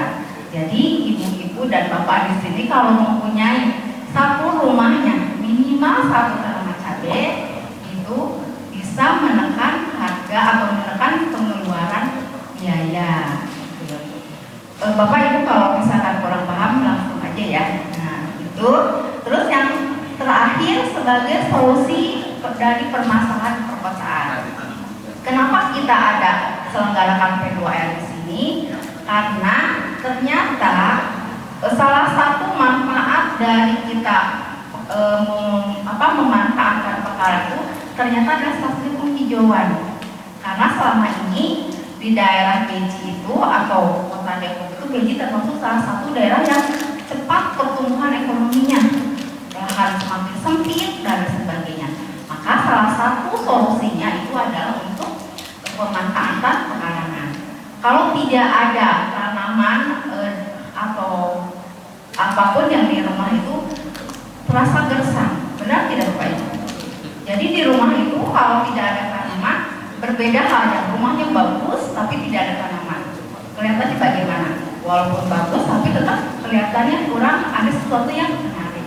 Tetapi berbeda halnya dengan rumahnya biasa saja, tetapi di situ ada pemanfaatan pekarangannya. Nah, di situ otomatis ada nilai estetikanya. Nilai estetik itu apa? Ada rasa kesejukan dan sebagainya. Ternyata di sini kita berbudidaya tanaman itu ternyata menyumbangkan yang namanya oksigen. Nah, diharapkan ibu dan bapak di sini mempunyai minimal itu satu pohon yang rimbun, satu pohon yang rindang. Karena satu pohon ini menyumbangkan untuk oksigen ke satu rumah. Nah, apalagi kalau banyak, benar nggak Bapak? Setidaknya ibu sudah menyumbangkan udara ke lingkungan setempat. Nah, makanya program 5P3 di sini mengajak ayo Bapak Ibu, kebetulan nih Pak Happy di sini adalah ahlinya ya, ahli pertanian di Kukusan. Maka alhamdulillah itu ikon Depok juga ikon DKP 3 juga, karena DKP 3 kebetulan bekerja sama dengan Pak Edi. Makanya alhamdulillah kalau ibu tidak memanfaatkan ini, sayang sekali Bu. Nah, kebetulan juga kalau misalkan Bapak dan Ibu pengen mendapatkan pendampingan, mari kita bareng-bareng membentuk kelompok. Karena kalau kita dari Dinas Ketahanan Pangan, kalau untuk pembinaan tidak hanya perorangan, tetapi kita ada satu kelompok. Nah di sini kelompok di sini bertugasnya atau fungsinya itu sebagai kelas belajar. Kelas belajar mau itu ada materi apa, tentang budidaya apa, kita adakan satu kelompok di situ. Jadi jangan sampai wah saya Bu saya mau minta ini, saya datang satu orang, nanti datang lagi. Tapi kalau kita satu pertemuan seperti ini lebih enaknya karena satu kepala ya Bu ya. Nah mau apapun informasi disampaikan di sini. Mungkin itu tugas saya sebagai penyuluh, itu membina kelompok. Oke, next. Nah di sini apa sih dari tadi P2L aja, karangan pangan lestari terintegrasi. Oke, next. Nah di sini Bu Bapak, jadi pekarangan pangan lestari itu ada 4 konsep. Di sini ada pertaniannya. Nah, untuk pertanian itu apa saja? Otomatis di sini ada budidayanya. Kita menanam-nanam. Budidaya apa saja? Budidaya tanaman sayuran, tanaman buah-buahan dan sebagainya. Terus ada perikanannya. Perikanannya yang paling gampang itu terkait dengan budidaya ikan konsumsi, baik itu ikan lele, ikan nila dan lain sebagainya. Nah di sini juga ada peternakannya. Nanti peternakannya sepertinya sudah dibahas sama Happy ya, panjang kali lebar kali tinggi ya Pak ya. Alhamdulillah sangat antusias banget saya melihatnya, responnya dan sebagainya. Bahkan sudah ada yang menerapkan ya Bapak Ibu. Ya alhamdulillah gitu ya. Nah terus yang terakhir tadi limbah rumah tangganya. Nah di sini ternyata peranan keluarga dalam pemanfaatan limbah rumah tangga itu sangat penting. Karena selama ini Bu, saya tanya Bu, kalau Ibu di rumahnya sampahnya dikemanakan Ibu? Buang ke tempat sampah. Dibuang ya, dibuang kemana Ibu? Ke tempat sampah, nanti ada yang mengambil. Nah terus yang pemulungnya diambil kemana? Dibuang ke TPA. Nah oleh karena itu, karena di sini ada yang namanya kegiatan P2L atau pekarangan pangan lestari terintegrasi dengan sampah. Nah, ayo kita mulai mengolah sampahnya. Tadi kebetulan Pak Evi sudah berkenan memberikan materi tentang pemanfaatan sampahnya untuk pakan ternak. Nah, kalau bidang pertaniannya, mungkin kita olahnya menjadi apa? Menjadi pupuk. Pupuknya pupuk apa? Ada pupuk padat dan ada pupuk cair. Nah kalau pupuk padat itu dalamnya pembuatan kompos. Jadi kompos itu kita manfaatkan nanti untuk tanaman juga. Nah ada juga yang pupuk cairnya. Mungkin selama ini Ibu Bapak sudah mendengar terkait yang namanya eco engine. Ada sudah mendengar Bapak Ibu eco engine? Nah sudah ya. Iya itu memang sudah semuanya sudah ini ya. Sudah paham lah, sudah pada tahu. Nah, ini jadi terkait dengan yang namanya pekarangan pangan lestari terintegrasi. Jadi ada 4 komunitas di sini yang sangat berkaitan. Jadi dari kita untuk kita. Nah, segala sesuatunya kalau kita rajin di pekarangan terkait dengan pemanfaatan pertaniannya, insya Allah ini tidak akan merasa dalam bisnis kekurangan ya Bu ya. Kekurangannya apa? Karena Ibu bisa memanfaatkan rumahnya menjadi ada yang namanya 4 unsur Bu dari pekarangan sendiri, yang terkait dengan lumbung hidupnya, yang terkait dengan warung hidupnya, yang terkait dengan apotek hidupnya, yang terkait dengan bank hidupnya. Kalau di sini alhamdulillah ya besar itu merupakan salah satu ikon Kota Depok, itu buahnya itu adalah ini unsur tadi, kalau alpukat itu merupakan salah satu unsur dari bank hidupnya. Kenapa dikatakan bank hidup? Nah karena yang namanya pohon alpukat itu bisa menghasilkan bahan 200 sih Bapak yang dihasilkan dari buah tersebut. Satu pohon bisa menghasilkan satu perpu Bapak. Pipin ini. Nah, ini mungkin kebetulan cerita ya Bapak Ibu di BPP di tempat saya rumah penyuluh itu ada 2 tanaman alpukat. Nah di situ kita bisa setiap kali panen itu mengumpulkan 2 biji. Nah alhamdulillah makanya di sini dikatakan tanaman atau bank hidupnya itu bisa dari tanaman lamunan. Nah terus yang tadi unsur yang kedua itu ada yang namanya warung hidup. Nah kalau pekarangan kita ditanami dengan warung hidup, yang artinya tanaman warung hidup adalah apa Bu? Ada yang tahu? Warung hidup itu ada. Jadi kita kebutuhan sehari-hari yang ada di dapur ya Bu. Nah apa aja? Seperti sayuran ya, tomat, cabai, sawi dan sebagainya itu ada dikatakan sebagai warung hidup. Makanya ayo bareng-bareng sama-sama kita kalau misalkan ibu mau membentuk dan bapak mau membentuk terkait dengan pembentukan pertanian, kita coba Bu dari mulai di rumah aja dulu di rumah. Nah, nanti kita skalanya ke pekarangan rumah, terus ada pasum. Di sini banyak pasum nggak Bapak Ibu? Kalau lahan pasum, berarti kita tetap ke lahan rumah ya otomatis. Nah itu kita bisa setidaknya mengurangi pengeluaran biaya untuk pemanfaatan atau dapur ya Bu ya.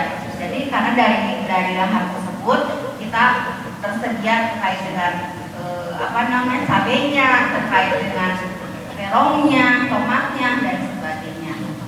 Nah juga ada unsur yang ketiga itu terkait dengan kegiatan apotek hidup. Nah kalau apotek hidup sudah pada paham ya Bu, apalagi yang namanya Pokja 3 di sini ada PKK-nya nggak Bu? Nah ini kalau apotek hidup itu terkait dengan tanaman toganya. Tanaman toga, ya tanaman toga banyak ya Bapak Ibu, ada serai, ada kencur, jahe dan lain sebagainya. Nah yang terakhir mungkin lumbung hidup. Nah kalau di kita lumbung yang termasuk lumbung hidup itu karena tidak ada sawah ya Bapak. Jadi mungkin kita larinya ke hortikultura yang seperti pisang, masih ada kan Bapak banyak. Nah pisang juga termasuk singkong. Itu yang dimaksud dengan lumbung hidupnya. Bapak dan Ibu, dari sekian yang sudah saya sampaikan, ada pertanyaan? Oke, silakan Pak. Mudah-mudahan saya bisa jawab ya, kalau nggak saya PR. Terima kasih Ibu. Iya, silakan. Memang selama ini yang kami dengar itu yang biasa membicarakan sampah, tanaman hidup, lingkungan hidup itu usianya sudah di atas 30 itu. Nah, ya jadi masalah kami ini yang masih generasi muda ini kok agak-agaknya itu sama tanaman itu apatis gitu. Jadi kira-kira bagaimana itu untuk kita ini kan berada di lingkungan kampus yang bonafit lah gitu ya, yang muridnya itu sudah ribuan gitu. Akan tetapi melihat lingkungan hidup yang ada di sekitar kita, khususnya sampah ini, subhanallah kemarin kita sudah bersama Pak RW itu coba menelusuri sungai itu, yang katanya lingkungan kita lingkungan berpendidikan, alhamdulillah sampahnya juga luar biasa. Gitu. Nah, seperti apa kira-kira triknya gitu supaya kita bisa menyadarkan teman-teman mahasiswa ini. Oke, wabil khusus Kukusan ini sudah tidak ada lahan yang terbuka kecuali kos-kosan saja. Terima kasih. Memang terima kasih. Aduh saya juga bingung ya kalau begini. Kita mengajari yang sudah berpendidikan ya Bapak ya. Nah, mungkin kita kalau misalkan karena lingkungan mahasiswa ya banyak bagaimana menyadarkannya. Mungkin kita ajak bicara ya, atau adanya keterlibatan Bapak, keterlibatan terkait dengan urban farmingnya. Nah bagaimana cara memanfaatkan dari limbah-limbah rumah tangga tersebut. Kan kalau limbah rumah tangga itu ada organik dan anorganiknya. Nah mungkin secara skala kecil aja tuh Bapak ya, kita rangkul beberapa yang misalkan yang bisa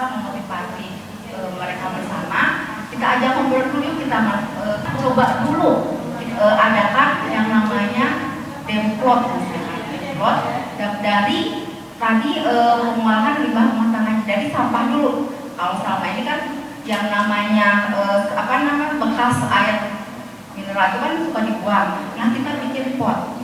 Nah pot itu kita warna-warniin sehingga menjadi cantik. Nah itu sebagai edukasi mereka untuk sebagai awal daya tarik mereka. Wah ternyata bagus ya. Nah kalau misalkan memang yang namanya untuk memotivasi itu kadang susah ya Pak. Dari sekian puluh menjadi seberapa persennya. Ujung-ujungnya hanya segelintir orang. Tapi setidaknya kita sudah memberikan ini loh. Kalau misalkan kita dalam Islam peduli terhadap lingkungan, ini loh hasilnya. Selain bisa dipandang, selain bisa itu ternyata bisa menjadi edukasi. Kalau kita mendapatkan skala yang banyak. Memang selama ini saya juga belum berhasil ya dalam sedikitnya untuk memotivasi. Ada kalau misalkan yang benar-benar mencintai itu biasanya bapak-bapak yang sudah punya bakti. Nah, kalau untuk mengisi kekosongan waktunya, mereka senang mencintai tanaman. Tapi kalau untuk anak muda, nah mungkin dibangkitkannya atau dimotivasi terkait dengan pengolahan atau kreasi terkait dengan limbah anorganik. Mungkin Pak bisa jawab minta ini Pak. Kalau dari Bapak mau menambah enggak? Mungkin itu Pak dari saya. Ada yang lain? Oh boleh Bapak silakan. Baik, makasih. Ya. Menindaklanjuti pertanyaan Ustaz Arif tadi ya. Memang kalau saya melihat yang tertarik dengan hal-hal bukan hobi ya sebetulnya ya mengisi kekosongan waktu itu orang-orang yang sudah sepuh ya, yang sudah mendekati ya udah asar lah ya. Cuma bagaimana gini, tadi apa yang beliau lakukan dengan Pak Ketua RT itu survei lapangan ke Sungai Cil ya, yang itu yang mengakibatkan ada sampah kan, sampah ini bagaimana sebetulnya ya, saya nggak tahu biar pemerintah ini mengubah mindset ya. Ini kan mindset masyarakat nih yang sekarang ini ya, tadi dari apartemen yang 10 lantai itu tinggal jatuh gini aja sampah itu kan. Nah itu kan mindset dia. Kalau kita orang Muslim mah bilangnya ini akhlaknya mereka ini bagaimana cara mengubahnya. Cuma upaya-upaya pemerintah ini kan segmennya kan segmen ya, bukan anak orang-orang yang tidak orang bodoh gitu ya, orang-orang yang pintar. Nah ini kalau dulu penyuluhan itu kan masyarakat yang memang belum berpendidikan, penyuluhan lapangan. Nah sekarang ini yang dilakukan pemerintah ini apa sih sebetulnya untuk mengubah mindset ini? Terima kasih Bapak. Kebetulan ini pengalamannya di daerah Demang Pak, Amerika. Nah jadi di pinggir sungainya itu mereka biasanya ada program terkait dengan penanaman buah unggulan Bangdekong. Ya, salah satunya dengan akuker, bimbing, nangka dan sebagainya.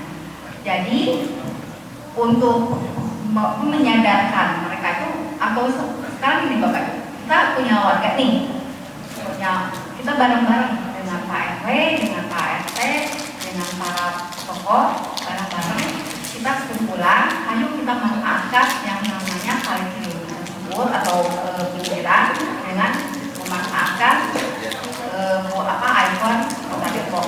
Nah untuk tanamannya bisa langsung kita pengajuan ke dinas, yaitu untuk salah satunya pengajuan ke dinas untuk meminta bibit tersebut. Nah jadi mudah-mudahan dengan harapan, kalau selama ini kan biasanya yang namanya pinggiran itu tidak ada pohon ya Bapak ya. Tidak ada pohon, tidak ada perawatan dan sebagainya. Tapi kalau ada aktivitas kita di warga, mudah-mudahan menyadarkan mereka Pak yang selama ini yang ternyata ada kegiatan di bawah itu.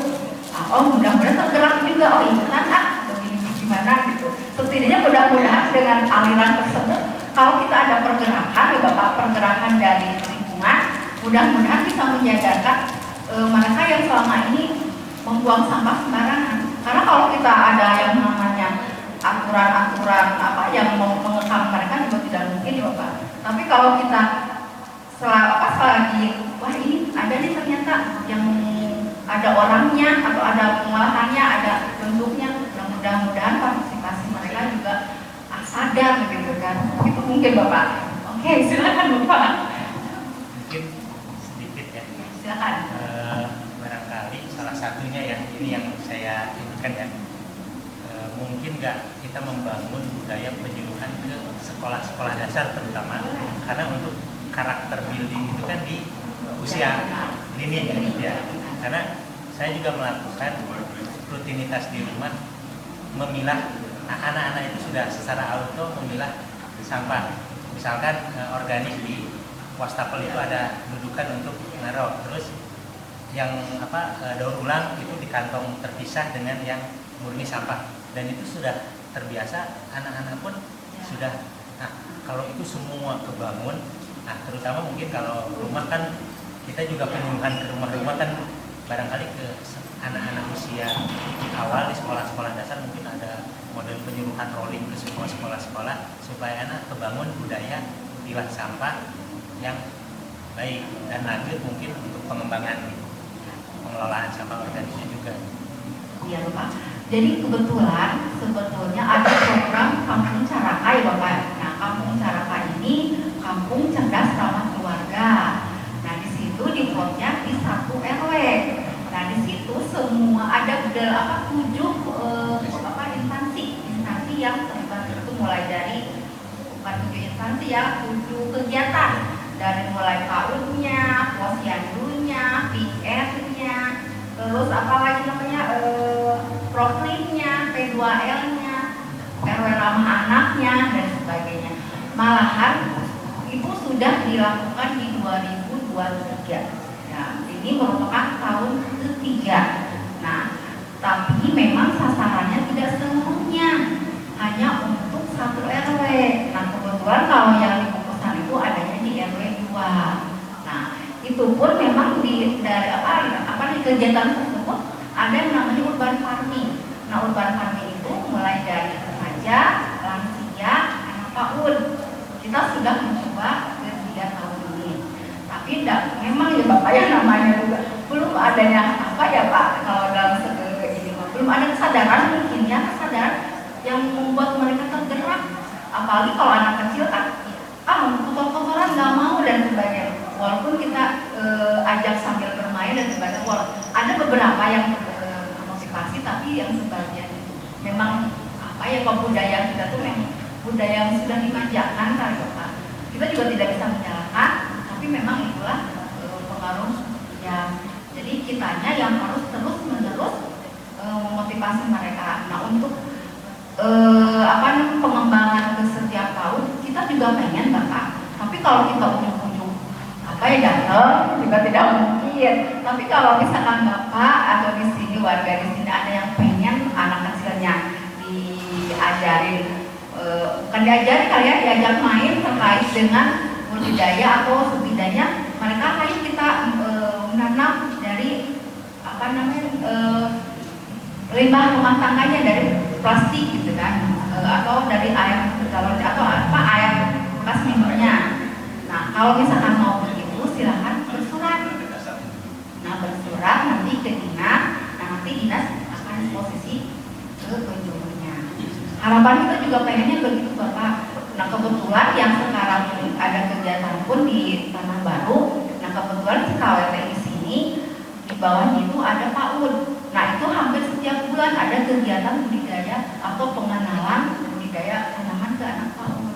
Nah, mereka yang di sana itu udah alhamdulillah senang malah membantu kita.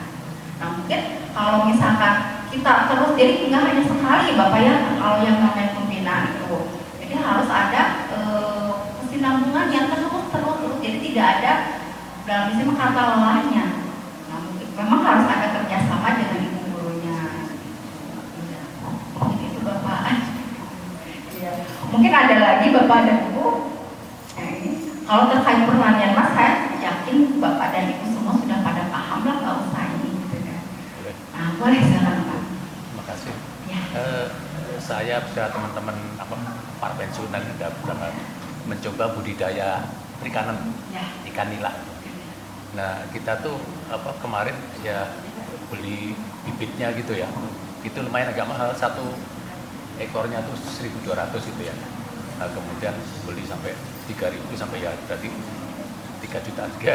Nah saya ingin tahu cara untuk pembuatan bibit ikan istilahnya.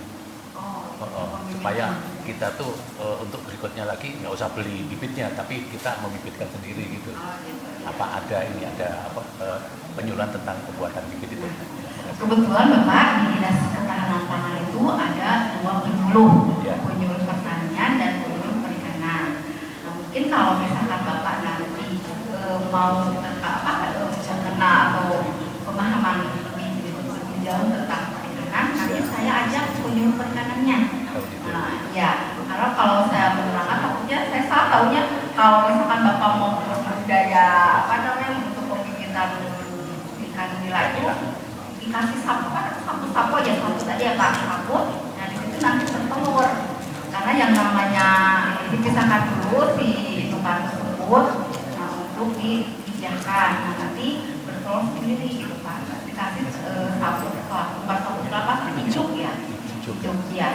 Nanti kalau ini saya ya hijuknya nanti ditaruh di Bapak ada kolam sortir. Nah di situ indukannya ditaruh di sana, besar nanti dikasih hijuk. Jadi biangnya jantan dan betina disimpan di situ.